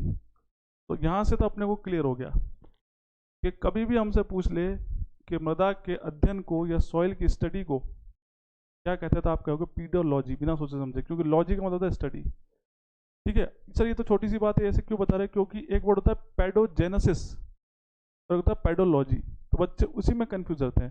सर पेडोजेनेसिस अध्ययन होता है, पेडोलॉजी होता है, तो अब शायद नहीं भूल पाओगे, क्योंकि लॉजी जहाँ जहाँ भी लगता है उसका मतलब होता है अध्ययन, तो पेडोलॉजी का मतलब होता है स्टडी।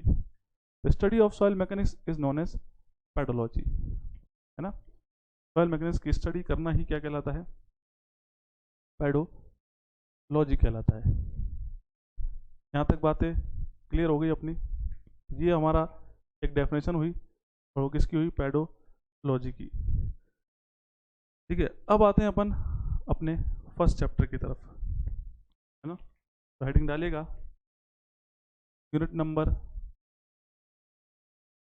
फर्स्ट, सॉइल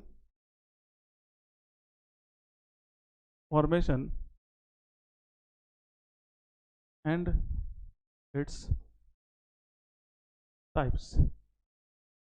मतलब मृदा का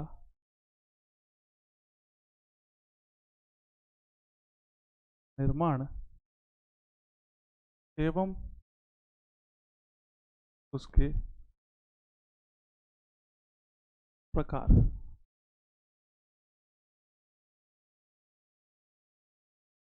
मृदा का निर्माण एवं उसके प्रकार, डालो हेडिंग पहले चैप्टर की।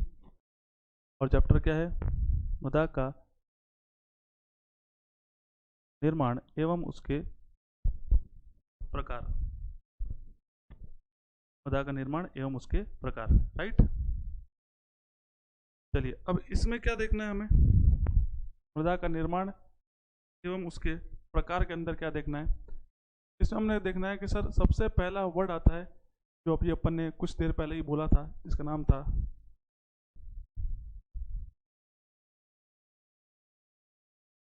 पेडोजेनेसिस। पेडोजेनेसिस क्या है,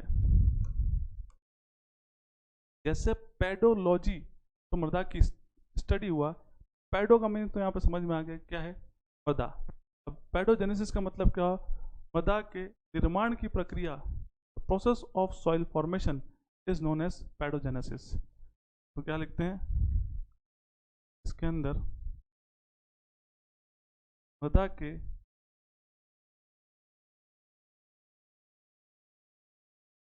निर्माण की प्रक्रिया ही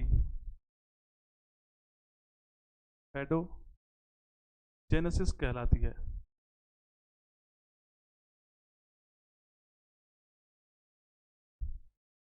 मृदा के निर्माण की प्रक्रिया ही क्या कहलाती है, पेडोजेनेसिस कहलाती है।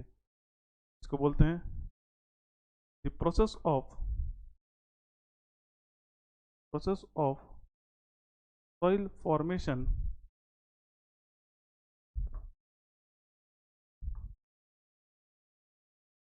Is known as pedogenesis. मृदा के निर्माण की प्रक्रिया वही क्या कहते हैं, पेडोजेनेसिस कहते हैं। तो कई बार वर्ड पूछता है पेडोजेनेसिस, पेडोलॉजी तो पता होना चाहिए, पेडोजेनेसिस और पेडोलॉजी में क्या अंतर है। ठीक है, तो लॉजी का मतलब स्टडी और ये इसका फॉर्मेशन है। अब दूसरा कि सर ये पेडोजेनेसिस जो है ये एक साइक्लिक प्रक्रिया है, एक साइक्लिक प्रोसेस है, इसको हम जियोलॉजिकल साइकिल्स कहते हैं।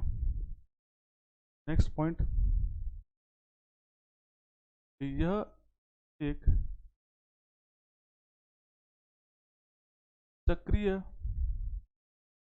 प्रणाली है, चक्रीय प्रणाली मतलब साइक्लिक प्रोसेस है।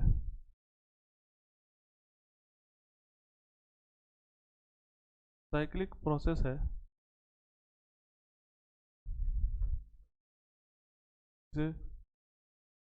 जियोलॉजिकल साइकिल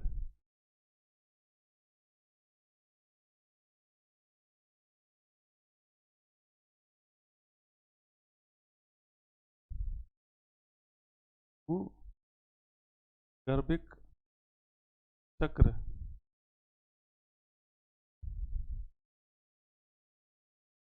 तो क्या है, ये साइक्लिक प्रोसेस है। साइक्लिक प्रोसेस मतलब चक्रीय प्रणाली, जहां से शुरू होगी वहीं पर आके वापस क्या होगी, एंड होगी। तो साइक्लिक प्रोसेस जिसे जियोलॉजिकल साइकिल्स कहते हैं। क्या कहते हैं सर, जिसे जियोलॉजिकल साइकिल कहते हैं। और इस जियोलॉजिकल साइकिल में 4 स्टेप्स होते हैं। तो नेक्स्ट लिखते हैं,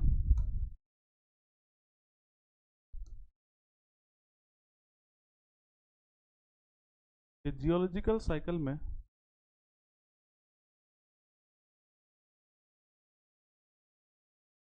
4 स्टेप्स होती हैं। कितनी स्टेप्स होती हैं सर, 4 स्टेप्स होती हैं। कितनी स्टेप्स होती है हमारी, 4 स्टेप्स होती हैं।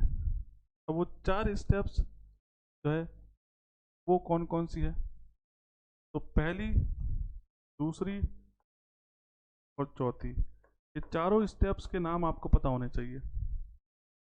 चारों स्टेप्स के नाम जो है वो आपको पता होने चाहिए, और नाम के साथ साथ इनका सीक्वेंस भी पता होना चाहिए, क्योंकि सीक्वेंस पे क्वेश्चन आता है तो बोलते हैं क्रम, इसका क्रम भी पता होना चाहिए। तो पहला, सबसे पहले क्या होता है, वेदरिंग। दूसरा क्या होता है, ट्रांसपोर्टेशन। तीसरा क्या होता है सर, डिपोजिशन। चौथा क्या होता है, अपहीवल। तो जियोलॉजिकल साइकिल है, साइकिल का मतलब जहां से शुरू होगा वहीं पर आके वापस से क्या हो जाएगा सर, एंड हो जाएगा, इसे बोलते हैं साइकिल। ये जियोलॉजिकल साइकिल, इसमें 4 स्टेप्स हैं, चारों का सीक्वेंस क्रम याद रखना है। सबसे पहले वेदरिंग होगा, फिर ट्रांसपोर्टेशन होगा, फिर डिपोजिशन होगा, और फिर अपहीवल होगा। वेदरिंग को बोलते हैं अपघटन, अपघटन।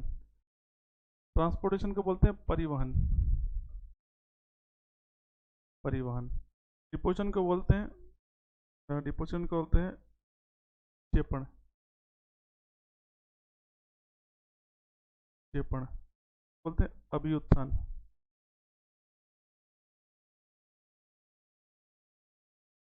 अभियुत्थान। ठीक है, सबसे पहले होगा अपघटन, फिर उसका मृदा का परिवहन होगा, फिर एक जगह पर जाकर वो इकट्ठी होगी, विक्षेपण होगा, और फिर जाके वो अपीवल, एक ढेर लग जाएगा, इसको अभियुत्थान कहते हैं। ठीक है, तो ये जियोलॉजिकल साइकिल्स होती है जिनकी 4 स्टेप्स होती हैं, और वो चारों स्टेप्स कौन कौन सी है, उनका नाम, उनका सीक्वेंस याद रखना है कि इसके बाद ये, उसके बाद ये, उसके बाद ये, क्योंकि क्वेश्चन पूछा हुआ है, क्वेश्चन जो है पूछा हुआ है। यहाँ तक क्लियर।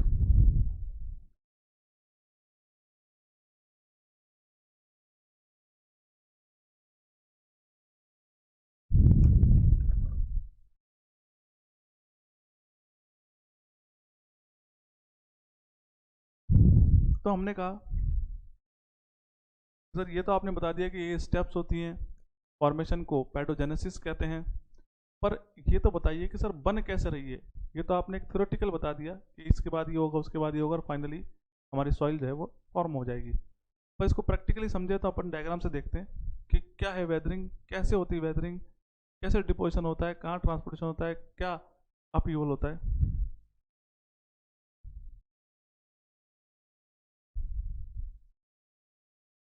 हमने कुछ यहाँ पर आपने देखा, ये क्या है, रॉक है, चट्टान जिसको कहते हैं, ये आपकी चट्टान है। इस चट्टान पर लगातार वेदरिंग एक्शन के द्वारा, लगातार वेदरिंग एक्शन के द्वारा, वेदरिंग क्या होता है, वेदरिंग का मतलब होता है अपघटन। लगातार इस चट्टान पर क्या टकरा रही है सर, विंड टकरा रही है। तो क्या केवल विंड से ही अपघटन या वेदरिंग होगी? नहीं, विंड एक एजेंट है, ऐसे कई सारी एजेंट हो सकते हैं। जैसे वाटर के लगातार यहाँ से पानी बह रहा है तो भी चट्टान क्या होगी सर, कटेगी। लगातार विंड उससे टकरा रही है, और कोई ग्रेविटी के कारण पत्थर नीचे आ रहा है ना, या आपका जो बर्फ है वो पिघल के नीचे आ रही है, तो उसके घर्षण से भी क्या होगा, आपकी मृदा का निर्माण होगा। तो हमने कहा यहाँ पर एक सोर्स लिया है जो कि कॉमन है, सब ने बोला ये विंड है ना। तो विंड यहाँ पर टकरा रही है, विंड के कारण यहाँ पर क्या हो रही है, आपकी वेदरिंग हो रही है। तो ऐसा नहीं कि आज हवा ही कल मिट्टी बन जाएगी, नहीं, सालों साल की प्रोसेस है ना। ये लॉन्ग स्पान होता है इसका बनने का। काफ़ी लंबे समय के बाद जब लगातार विंड टकराती रहती है तो क्या होगा, लगातार विंड के टकराने से यहाँ से इससे पार्टिकल निकलने आपके स्टार्ट होंगे। यहाँ से जो है सर, ये पार्टिकल जो है आपके निकलने स्टार्ट होंगे, और ये पार्टिकल, यही क्या है सर, ये पार्टिकल जो निकल रही है यही तो क्या है, हमारी सॉइल है, मृदा है। यही तो क्या है सर, हमारी मृदा है, राइट। क्योंकि अपन ने कहा था कि सर चट्टानों का टूटा हुआ अंश ही क्या कहलाता है, मृदा कहलाता है। ये फ्रेगमेंटेड पार्ट ही तो है रॉक के। तो यहाँ से लगातार वेदरिंग एक्शन से उस पत्थर का कटाव होगा, और वहाँ से फाइनर पार्टिकल्स आपके निकलते चले जाएंगे, उसको अपन ने कहा सॉइल। अब ये फाइनर पार्टिकल्स यहाँ से निकले, और यहाँ से निकल के ये क्या हो रहे हैं, इनका दूसरे नंबर पर हो रहा है ट्रांसपोर्टेशन हो रहा है, परिवहन हो रहा है, एक जगह से दूसरी जगह जा रहे हैं। अब वो जाने का जरिया वो हवा भी हो सकता है, वो पानी भी हो सकता है, वो स्लोप भी हो सकता है कि ढाल है, ढलान है तो पार्टिकल अपने आप स्लाइड करके नीचे की तरफ जाएंगे, हवा चल रही है तो पार्टिकल उड़ के चले जाएंगे, वाटर है तो पानी के साथ बह के आ जाएंगे। तो ट्रांसपोर्टेशन मीडियम जो है, परिवहन का माध्यम जो है, वो कोई सा भी हो सकता है। तो ज़रूरी नहीं कि हमारा केवल वाटर या विंड कुछ भी हो। तो ट्रांसपोर्टेशन हुआ, वहाँ से पार्टिकल्स ट्रांसपोर्ट करे, और ट्रांसपोर्ट करने के बाद एक लोअर लाइंग एरियाज में, निचले इलाकों में आके क्या होंगे सर, इकट्ठे हो जाएंगे, इकट्ठे हो जाएंगे। और इसी को अपन क्या कहते हैं, डिपोजिशन। जो क्या कहते हैं, डिपोजिशन, विक्षेपण, डिपोजिशन। ये जो लोअर लाइंग इलाके होंगे, निचले एरियाज होंगे, वहाँ पर आके क्या हो जाएंगे, ये डिपोजिट हो जाएंगे, वहाँ पर ही आके रुक जाएंगे, डिपोजिट हो जाएंगे। यदि इस मिट्टी को अपन ने भवन निर्माण या किसी भी और पर्पस के लिए यदि यूज़ कर लिया तो अच्छी बात है। तो यदि अपन बात करें कि थार का रेगिस्तान है, या कोई बहुत दूर दराज के एरिया जहाँ पर डेंसिटी न के बराबर या बहुत कम है, तो वहाँ पर क्या होगा कि मिट्टी वहीं रहेगी, यूज़ नहीं हो पाएगी उतनी, मिट्टी वहाँ पर रहती रहती है, और लंबे समय के बाद मिट्टी ही किसका रूप ले लेगी, वापस ढेर लग के इस मिट्टी रूप ले लेगी रॉक का, वापस से क्या हो जाएगी, आपकी चट्टान बन जाएगी। तो मिट्टी का इकट्ठा होना और इकट्ठा होकर चट्टान का निर्माण करना, दोबारा से इसको अपहीवल, ढेर लगना, उसका ढेर लग जाएगा, और ढेर लगते लगते अगेन ये किस में कन्वर्ट हो जाएगी, ये रॉक में कन्वर्ट हो जाएगी। ठीक है, तो ये हो गई आपकी स्टेप। सबसे पहले अपघटन होगा, फिर परिवहन होगा, फिर विक्षेपण होगा, और फिर अभी उत्थान होगा। हमने कहा सर, आपने कहा था कि ये जियोलॉजिकल साइकिल है, कहा था, बिल्कुल कहा था, जियोलॉजिकल साइकिल है, ये साइकिल है, ये चक्रीय प्रणाली है। तो सर चक्र तो जहाँ से शुरू होगा वहीं पर खत्म होगा। जैसे अपन एक रेस में भाग ले रहे हैं, पार्टिसिपेट कर रहे हैं रेस में, जहाँ से आप भाग रहे हो वहाँ से वापस उस जगह पे आए तो एक round complete, second round complete, फिर वापस आए third round complete, fourth round complete, ये फिफ्थ साइकिल कंप्लीट। तो ये साइकिल ही तो है, एक जहाँ से चालू गया वहीं पर अगर आपने एंड कर दिया तो क्या बोलते हैं, साइकिल कहते हैं सर, राइट। बिल्कुल सर, वो एक साइकिल हमारी कंप्लीट हुई, ये दूसरी साइकिल कंप्लीट हुई। साइकिल का मतलब सर जहाँ से शुरू करें वहीं पर आके यदि अपन ख़त्म करें तो ये साइकिल कहलाती। बात तो सही है। यहाँ पर साइकिल कहाँ हुई, यहाँ तो वेदरिंग क्या, ट्रांसपोर्टेशन, डिपोजिशन, फिर अपहीवल हुआ। नहीं, अपहीवल के बाद अगेन क्या होगी सर, वेदरिंग होगी। वेदरिंग के बाद ट्रांसपोर्टेशन, ट्रांसपोर्टेशन के बाद वेदरिंग के बाद ट्रांसपोर्टेशन, ट्रांसपोर्ट डिपोजिशन, डिपोजिशन का अपील, अपील के बाद वापस वेदरिंग, क्योंकि जो रॉक बन गया उस रॉक का वापस क्या होगा, अपघटन होगा। जब आपने यूज ही नहीं किया, मिट्टी वहां पर इकट्ठे होकर ढेर लग गए, ढेर लग के वो किस में कन्वर्ट हो गई, वापस वो रॉक में कन्वर्ट हो गई, तो इसका वापस से क्या होगा, वेदरिंग होगा। तो साइकिल पूरा कंप्लीट हुआ। वेदरिंग से ट्रांसपोर्टेशन, ट्रांसपोर्ट डिपोजिशन, डिपोजिशन से अपहीवल, अपहीवल से वापस वेदरिंग। तो ये साइक्लिक प्रोसेस हो गया। ये क्या हो गया सर, एक साइक्लिक प्रोसेस हो गया। यहाँ तक बातें क्लियर हुई सभी को, बताओ। यहाँ तक बातें सभी को क्लियर हुई तो बताइए।